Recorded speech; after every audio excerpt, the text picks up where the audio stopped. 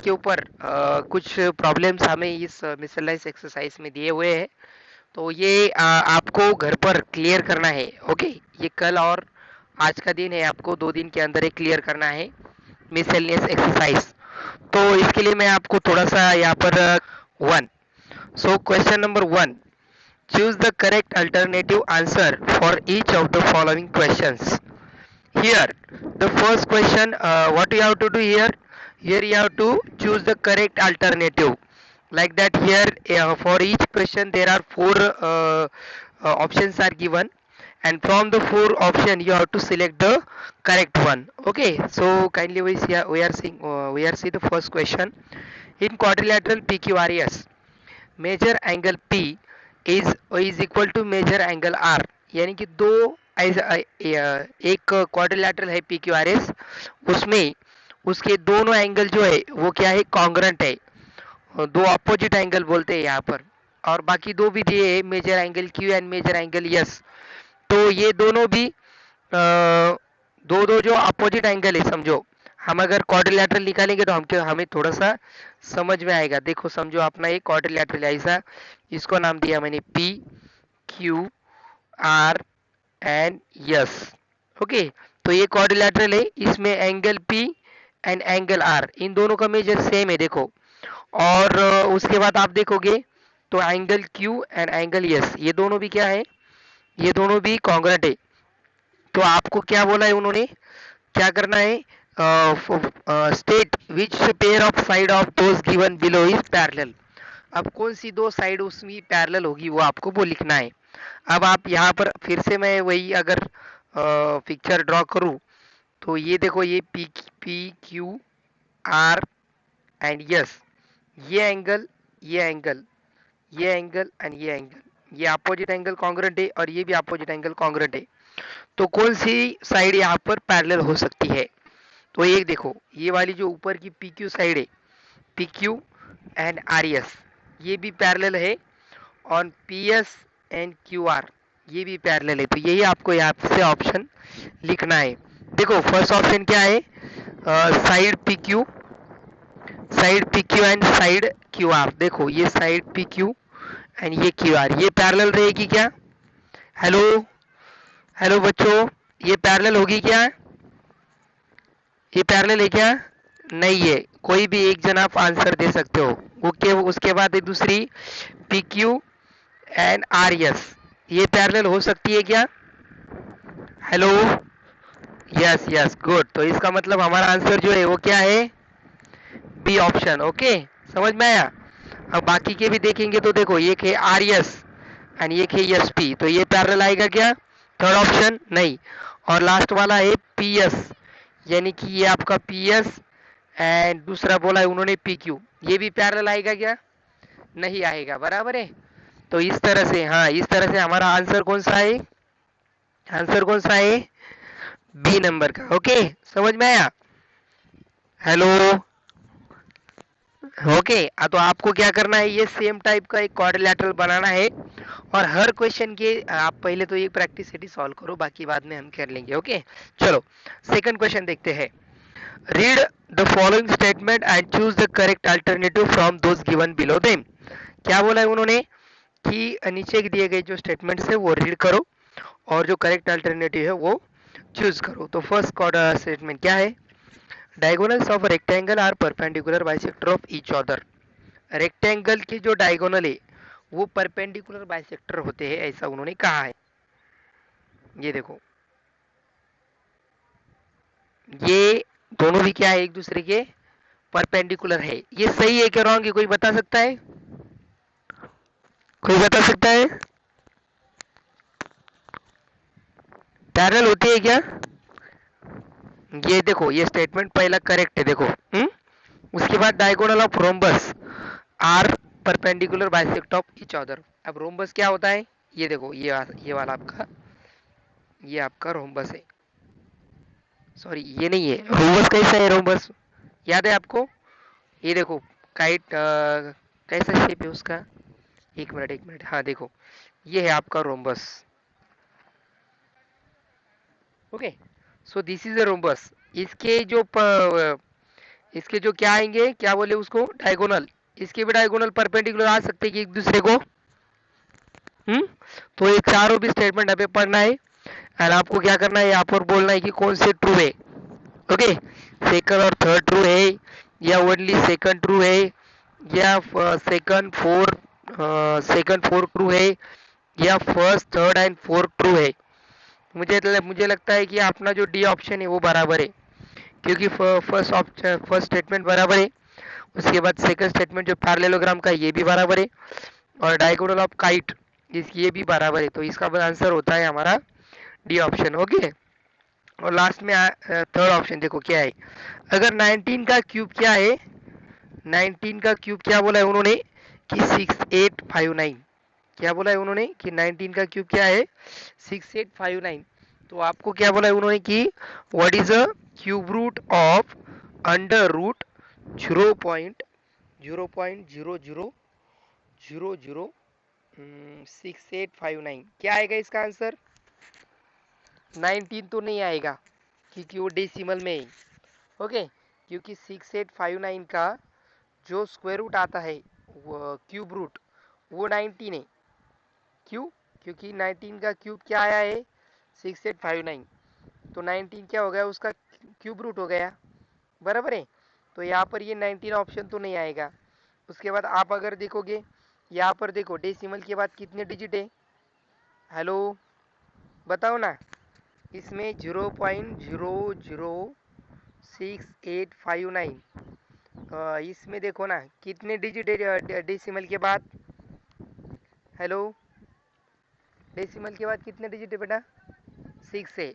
तो जब भी हम स्क्वायर रूट निकालते हैं तो उसके हाफ करते हैं, स्क्वायर रूट निकालते हैं तो क्या करते हैं उसके हाफ, यानी डेसिमल के बाद कितने डिजिट आएंगे, हेलो अंदर स्क्वायर रूट में कितने हैं 6 है, तो बाहर जब आएंगे तो कितने आएंगे 3 आएंगे। तो यहाँ पे 3 डिजिट, तो आंसर क्या आएगा, इसमें से कौन से डेसिमल किस इसमें डेसिमल के बाद 3 डिजिट्स हैं, कौन सा कौन सा सी बराबर है। हाँ सी, so C is the right answer. Okay, here here you solve the question number 1.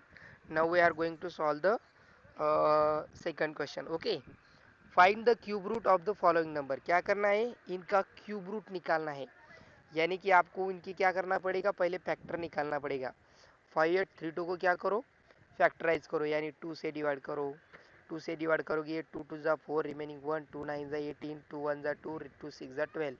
फिर से हम इसको 2 से डिवाइड करेंगे, ऐसे फैक्टर निकालेंगे। ओके, और फैक्टर निकालने के बाद यहाँ पर हमें क्यूब रूट निकालना है, यानी कि अगर 3 टाइम 2 रिपीट आता है तो उसमें से क्या करना है, एक ही बार 2 लेना है। ओके, और लास्ट में जो पेयर आती है वो सभी का प्रोडक्ट आपको यहाँ पर निकालना है, वो हो गया आपका क्यूब रूट। आएगा सबको ये second question, hello second question आएगा ना। हाँ ओके, हाँ चलो, हाँ चलो थर्ड क्वेश्चन देखते हैं क्या है third question. If M is directly proportional to N, इसका मतलब क्या है, यम एंड यन क्या है डायरेक्टली प्रोपोर्शन में, यानी कि यम अगर बढ़ता है तो उसी प्रोपोर्शन में यन भी बढ़ेगा। ओके, तो अगर यहाँ पर आपको बोला है कि यन अगर 15 है, जब ये हाँ यन 15 है और यम 25 है, तो यहाँ पर आपको कहा है उन्होंने कि यम यम निकालो जब यन 87 हो, या यम निकालो जब यम दिया है तो यन निकालना है। तो क्या करना है यहाँ पर, सबसे पहले इसका रेशो निकालो क्या आता है। यम इज डायरेक्टली प्रोपोर्शनल टू बोला है, तो यहाँ पे जो प्रोपोर्शनलिटी कांस्टेंट होता है की, वो कैसे निकालते हैं हम, यम और यन का रेशो लेते हैं। तो यम कितना है 25 है, बराबर है, और यन कितना है 15 है, तो इसको हम क्या करेंगे सेम नंबर से डिवाइड करेंगे और शॉर्ट करेंगे, यानी कि 5 5 ज़ा 25, 5 3 ज़ा 15। तो इस तरह से ये होगा आपका आंसर 5/3, ये होगा के की वैल्यू आ गई, बराबर है। अब आपको क्या बोला है उन्होंने कि जब यन 87 है तो यम निकालो, तो यहाँ पर आपको वो फार्मूला यूज करना है, यम अपन यन इज इक्वल टू के। तो यम आपको निकालना है, यन कितना है, यन है आपका 87, और यम आपको निकालना है, तो के कितना है 5/3, इससे करके आप इसको सॉल्व करेंगे तो आपको m की वैल्यू मिल जाएगी। ये 87 इधर लेकर आओ और ये 5 इंटू क्या हो जाएगा, 5 इंटू 87 अपॉन 3, ये आपका m निकाल रहे हैं आप। तो इसका मल्टीप्लिकेशन करेंगे और इसको 3 से डिवाइड करेंगे। 8 प्लस 7 15, इसको हम 3 से डिवाइड कर सकते हैं। क्या आएगा वो, 3 1 ज़ा 3, 3 2 ज़ा 6, रिमेनिंग 1, रिमेनिंग 2, 2 7 27 यानी 29 आएगा। तो 5 इंटू 29 क्या आता है आंसर, 5 9 ज़ा 45, कैरी 4, 5 2 ज़ा 10, 10 प्लस 4 14, तो 145 आंसर आता है। ये पहले का आंसर। तो सेकंड भी वैसे ही करना है। फॉर्मूला क्या यूज़ करना है, m upon n is equal to k। अगर m is inversely proportional to आता है तो हम वहाँ पर क्या करते हैं, n को, तो वहाँ पर हम क्या करते हैं, मल्टीप्लिकेशन करते हैं दोनों का, है कि नहीं। तो इस तरह से ये सॉल्व करना है। और सेकंड भी हमें क्या किया है, इनवर्सली प्रोपोर्शनल का दिया है। हेलो हेलो एवरीवन, आप लोग सुन रहे हो मुझे, हेलो, हाँ चलो ध्यान दीजिए। ओके चलो, अब m is directly proportional to हो गया।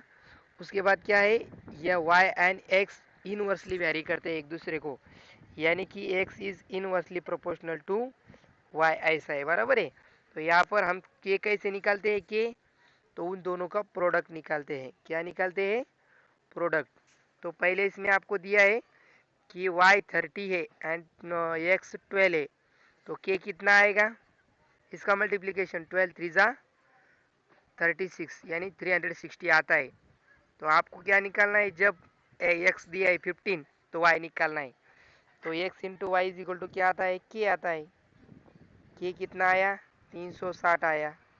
और x कितना है, x बोला है आपने 15 है, और y आपको निकालना है। तो दोनों भी साइड में y से 15 से डिवाइड करो। क्या आएगा ये, 15 2 ज़ा 30, रिमेनिंग 6, एंड 15 4 ज़ा 60, यानी कि आपका जब x आपको कितना दिया है, 15 दिया है, तो y क्या आया, 24। सेकंड इस तरह से आपको सॉल्व करना है। ओके, तो ये हो गया हमारा क्वेश्चन नंबर 4। अब 5 नंबर का क्वेश्चन क्या है, ड्रॉ अ लाइन यल, एक लाइन यल निकालना है, और draw a line parallel to its to line L at a distance of 3.5। तो ये क्वेश्चन मैंने आपको एग्जाम में भी डाला था। एक लाइन यल निकालना है आपको, और इस लाइन से क्या करो, 3.5 के ऊपर एक पॉइंट ले लो। ऐसा समझो, ये यहाँ से यहाँ पर एक पॉइंट लेते हैं जो 3.5 सेंटीमीटर डिस्टेंस पर, स्केल से लिए आपने 3.5 सेंटीमीटर। ओके, अब क्या करेंगे आप, तो ये डिस्टेंस, ये जो डिस्टेंस है इसको क्या करेंगे, ओके, यहाँ पर एक लाइन ऐसी पैरेलल आपको निकालना है, वो मैंने आपको सिखाया हुआ है। कैसे लाइन हम पैरेलल निकालते हैं। ओके चलो, अब आगे का 6 नंबर का क्या है, fill in the blank in the following statement. Okay, तो क्या बोला यहाँ पर आपको, एक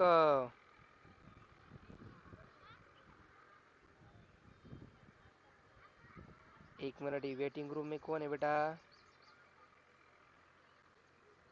तो ओके, क्या करना है, जो डिनोमिनेटर का नंबर वो लेना है आपको, वो लेना है आपको, क्या, वो रूट लेना है। ओके, और जो ऊपर का नंबर है वो लेना है आपको पावर, और सबसे लास्ट में जो नंबर है वो। ओके चलो, अब 7 नंबर का प्रॉब्लम, एक्सपांड कहा है, एक्सपांड तो कैसा फार्मूला है ये आपका, m प्लस ए इंटू एम प्लस बी, ये फार्मूला आपको पहले इसमें यूज करना है। सेकंड इसमें क्या है आपको, a माइनस बी का क्यूब। ओके, और लास्ट वाला जो है वो है a प्लस बी का क्यूब। फार्मूले आपको यहाँ पर यूज करना है। चलो, अब आगे क्या है, 8 नंबर का क्वेश्चन। क्या है 8 नंबर का question, draw an obtuse angle triangle. आपको एक ट्रायंगल निकालना है। क्या निकालना है, ट्रायंगल, ऑब्ट्यूज एंगल ट्रायंगल ऐसे निकालना है।